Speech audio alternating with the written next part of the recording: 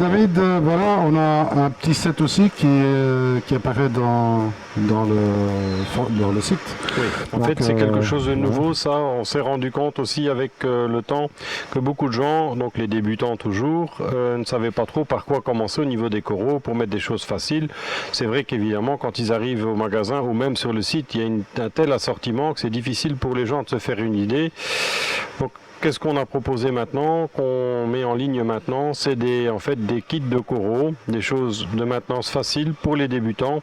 Évidemment que les connaisseurs, c'est pas nécessairement le genre de choses qu'ils vont rechercher. Là, le but, c'est vraiment de donner la possibilité aux débutants de démarrer dans les meilleures conditions possibles en mettant des choses qui sont faciles. Donc c'est là ce qu'on a fait, hein. On a mis des choses, un petit pack pour des coraux mous, un pack pour des coraux durs, histoire de pouvoir permettre aux gens qui n'ont pas beaucoup de connaissances de commencer avec des choses qui sont simples à maintenir. Ok, alors bon, ici on a un set, je vais dire, de 7... Là, ici, il y en a 5, là, il y en a 3. Bon, il y en a différents sur le site, hein. Les gens vont voir, en fonction de la taille de l'aquarium, tout ça, ils vont trouver différentes possibilités. Alors, l'idée aussi, c'est de les installer et ça nous permettra de suivre la révolution. Voilà, tout à fait. Donc ça, c'est aussi l'idée et c'est le but des aquariums, évidemment, qu'on met en présentation dans le magasin. Donc, qu'est-ce qu'on a? On a ici du zoanthus, on a du pachysclavularia, du sinularia, 2 espèces, de l'euphilia, turbinaria, Cornularia et Colastrea, donc les noms évidemment les gens, celui qui ne connaît pas ça va pas lui parler beaucoup, mais tout ça il va retrouver évidemment sur le site avec les photos. Parce que maintenant il faut aussi le dire, ça ressemble pas à grand chose, c'est un corail qui a juste été transporté, donc il est évidemment refermé, la couleur ressemble à rien, les polypes sont pas ouverts, donc tel que c'est là évidemment c'est tout sauf beau. Exactement, non enfin bon c'est pas grave.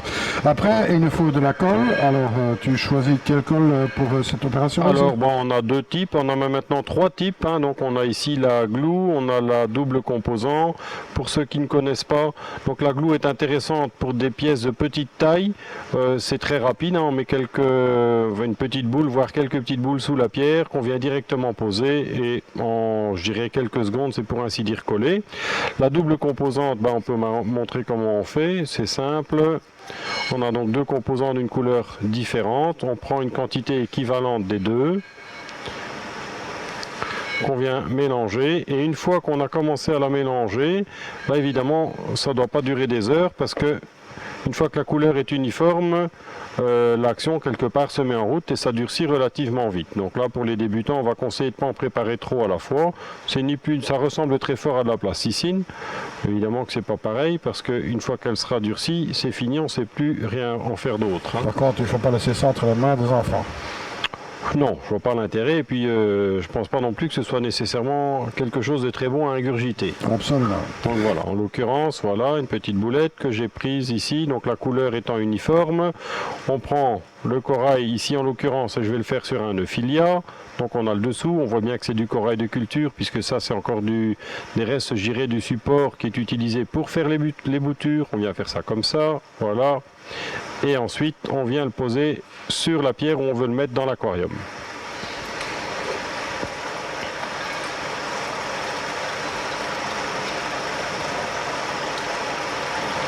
Alors, important, les gens pourraient se poser la question, pourquoi coller? Alors des petites pièces comme ça, il faut savoir comme là évidemment le corail n'est pas ouvert, donc forcément sa résistance et la surface qu'il prend par rapport au brassage est évidemment pas très grande. Quand il va se déployer et ensuite quand il va grandir, qu'est-ce qui va se passer? Il va prendre évidemment plus de place et donc plus de résistance par rapport au brassage et il risquerait de tomber. Ça c'est un facteur. Le deuxième facteur, c'est évidemment les poissons qui vont peut-être quelquefois aller trouver des petites algues et des choses intéressantes à manger au niveau du pied du corail, donc de la partie support. Et s'ils viennent évidemment picorer là-dessus, c'est suffisant quant à le faire tomber. Un corail qui tombe et qui se retrouve à l'envers, qu'on ne voit pas tout de suite, on a de bonnes chances de le perdre. Donc ça, c'est évidemment important. C'est une des raisons pour lesquelles on colle. Bon, un autre exemple concret, je vais maintenant prendre un zoanthus, on va voir, je vais le mettre dans l'eau. Voilà. Donc là, c'est tout à fait différent. On a une pierre qui est beaucoup plus grande. Évidemment que si elle est posée à un endroit de manière stable, il n'y a pas d'intérêt à aller coller ce genre de choses. Sauf si on veut vraiment aller la mettre à un endroit bien particulier où elle serait instable. Là, il est évidemment à nouveau intéressant de la coller. Sinon, là, en l'occurrence, on fait en sorte que ce soit posé à un endroit où ça ne peut pas tomber. Voilà, comme là. Ça, c'est stable, ça ne peut pas bouger. Il faut aussi mettre en garde les gens de vouloir tout coller partout. Ça a quand même une contrainte, c'est quand on veut déplacer, c'est forcément plus embêtant. Qu'est-ce qui est important de retenir maintenant? En règle générale, toujours pour les débutants, c'est que tous les coraux, entre eux, peuvent s'agresser l'un l'autre par contact. Il y a toujours, quand vous mettez deux coraux à proximité l'un de l'autre, il y a toujours la lutte pour l'espace, que ce soit en aquarium ou dans le milieu naturel, c'est la même chose. L'un va chercher à aller agresser l'autre, évidemment, au fur et à mesure qu'il va se développer. Ça veut dire que quand on place ces coraux, on doit toujours essayer de faire en sorte qu'il n'y a pas de contact direct entre deux coraux d'espèces et de variétés différentes. Je m'explique. Si on dit, voilà, les euphilia, j'aime bien, je veux mettre 2-3 euphilia, si ce sont les mêmes et la même espèce, ils peuvent évidemment être à proximité puisqu'il n'y a pas de danger, ils ne vont pas s'agresser l'un l'autre. En revanche, si on vient mettre un zoanthus, comme je viens de mettre là, juste à côté d'un euphilia, il est évident que l'un brûlera l'autre s'il y a un contact direct entre les deux. Donc ça, c'est important. Alors, on peut maintenant placer les autres animaux. Encore une grosse pièce, ça. Oui, maintenant c'est donc du Pachyclavularia. Donc ça c'est quelque chose qu'on peut mettre où on a un bon brassage. C'est quelque chose qui est très facile, qui se développe rapidement.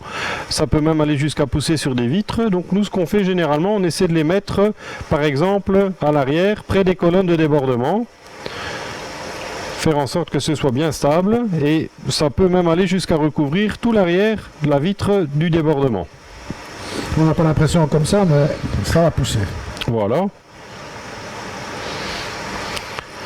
Alors ici on a un corail mou qui est un sinularia. Évidemment vu comme ça ne paie pas de mine du tout, mais quand il sera ouvert c'est tout à fait différent et ça c'est une des variétés les plus faciles qu'on peut trouver, développement rapide et très très simple en maintenance.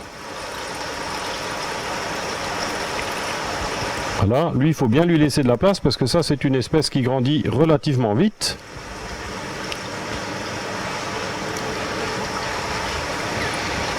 Cornularia, même chose, c'est quelque chose qui est très facile à tenir. Et tout ça sont des choses pour le moment qui n'ont pas besoin d'être collées, mises comme ça. Bon, en plus de ça, comme des sinularia et même des cornularia, au fur et à mesure qu'ils vont se développer, quelque part, ils se fixent aussi eux-mêmes sur les pierres voisines. Donc dès lors qu'on arrive à les mettre à un endroit où ils sont stables, il n'y a pas lieu d'aller les coller. Alors maintenant je vais montrer l'autre technique de collage pour un petit colastrea. Je vais tenir devant la caméra, c'est tout simple. Voilà.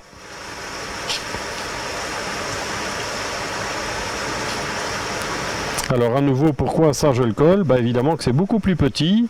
Quand ça va se développer, c'est quelque chose qui ne sera pas très stable. Donc on regarde un endroit où on peut le mettre et dire où il va tenir, voilà. Que la colle puisse être en contact avec la pierre qui est en dessous.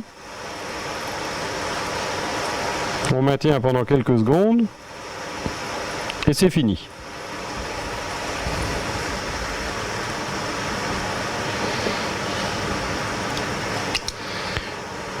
Alors j'ai encore un turbinaria et un sinularia. Eux, je vais les coller avec de la pâte.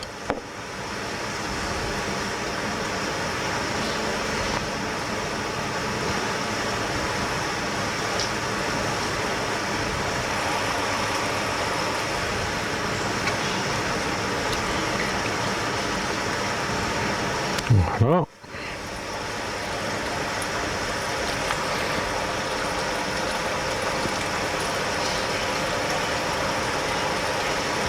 Voilà.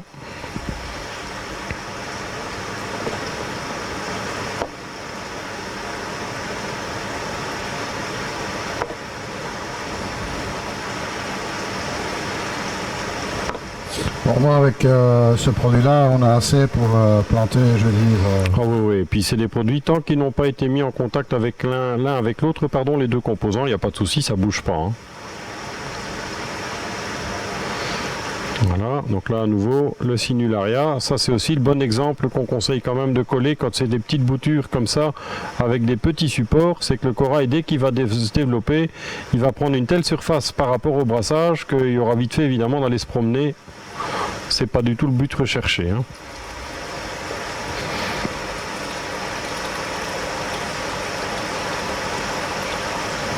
Et voilà. Voilà, donc tout est planté. Voilà, les coraux sont en place. Bon, évidemment, maintenant, il faut leur laisser un peu de temps pour qu'ils s'ouvrent après le transport. Hein, ça peut vite durer 1 heure ou 2. Bon, je jetterai un coup d'œil avant de partir, hein. On fera vite une petite prise de vue là-dessus. Maintenant, bon, l'idée, comme on a dit, c'est de pouvoir suivre un petit peu l'évolution de tout ça. Oui. On a planté les coraux, donc ce qui veut dire que maintenant, il y a un paramètre à changer, c'est la durée d'éclairage. Voilà, donc dès qu'on met les coraux, évidemment, eux ont besoin d'éclairage puisqu'ils transforment les eaux xanthelles, on peut dire, en alimentation, et pour ça, ils ont besoin de lumière. Donc pour ça, on conseille quand même une durée d'éclairage minimale de 6 à 7 heures par jour. On peut aller au-delà, hein. En général, on dit 6-7 heures minimum. On peut aller jusque 10-12 heures et on peut évidemment faire fluctuer un peu ça. Qu'est-ce qui est important? C'est de le faire d'une traite, donc pas éclairer 2 heures le matin, 2 heures l'après-midi et 3 heures le soir. Ça, c'est évidemment pas le but, c'est perturbant et c'est pas le but recherché. Il faut essayer de le faire d'une traite et idéalement, on conseille aux alentours d'une dizaine d'heures par jour. Ça peut être un peu plus, ça peut être un peu moins, ça n'a pas d'incidence dramatique. Évidemment, pas 3 heures par jour. Il reste à mettre les poissons, hein. On va regarder ça. Tout à fait, on y Restez va. avec nous.